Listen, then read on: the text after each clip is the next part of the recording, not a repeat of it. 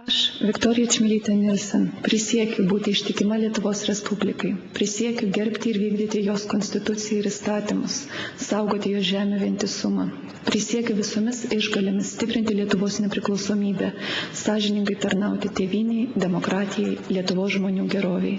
Tepadeda man Dievas.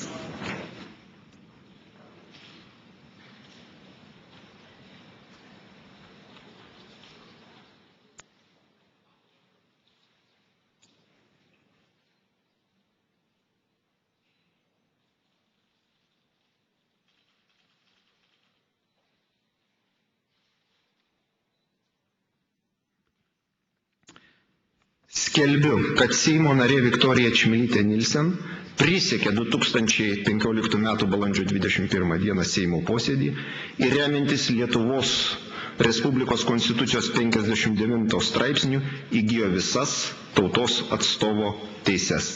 Naudodamasis progą, pirmasis sveikinu ir linkiu visokeriopos sėkmės šiame atsakingame darbe.